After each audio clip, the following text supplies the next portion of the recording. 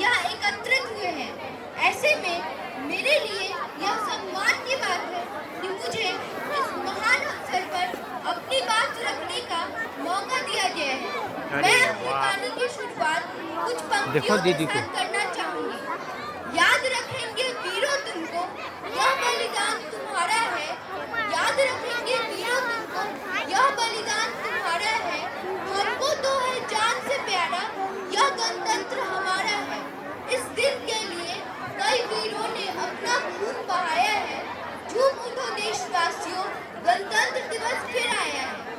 यह दिवस हमारे देश के लिए संघर्ष और गौरव का प्रतीक है। यह संघर्ष का प्रतीक इसलिए है क्योंकि हम लोगों ने 200 वर्ष की गुलामी पर विजय प्राप्त की और गौरव का प्रतीक इसलिए है क्योंकि हम लोगों ने अपनी आत्मनिर्भरता को दिखाते हुए 26 जनवरी 1950 को अपना संविधान तैयार कर अपने भारत को एक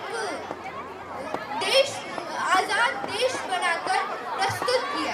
हर साल हमारे देश में 26 जनवरी को गणतंत्र दिवस के रूप में मनाया जाता है।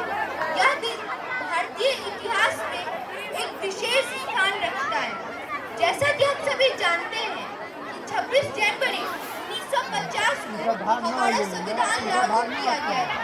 तब से आज तक सभी भारतीय हर साल गणतंत्र दिवस मनाते हैं। हालांकि हमारा देश अंग्रेजों की गुलामी से 15 अगस्त 1947 को ही आजाद हो चुका था, मगर उस समय हमारे देश को चलाने के लिए राष्ट्रीय संविधान नहीं था।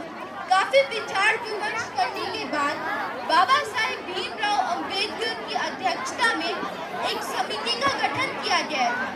बाबा साहेब अंबेडकर की समिति ने जो संविधान तैयार किया उसे संविधान सभा द्वारा 26 नवंबर 1949 को स्वीकार किया गया और देश में 26 जनवरी 1950 से लागू कर दिया गया।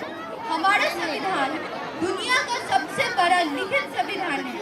यहाँ मैं भारतीय संविधान से जुड़े कुछ अहम तथ्य भी बहुत ही कम शब्दों में आपके सामने प्रस्तुत करना चाहूंगी। क्या आपको पता है कि भारतीय संविधान में कुल 395 अनुच्छेद, 22 भाग और 12 अनुसूचियां थी। पहले अनुसूचियों की संख्या 8 थी, फिर उनमें कुछ विषय जोड़कर उनकी संख्या 12 कर दी गई।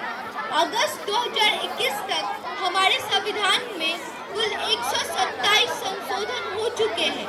हमारा संविधान दुनिया का सबसे बड़ा संविधान है।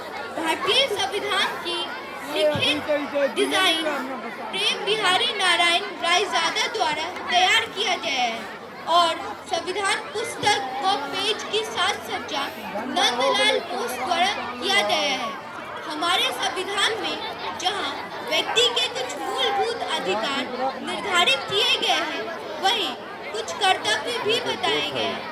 अपने भाषण के अंत में कहना चाहूंगी कि भारत एक प्रजातांत्रिक देश है और हम सभी को मिलकर यह कोशिश करनी चाहिए कि हमारा देश और भी आगे बढ़े। हमें गांधी जी के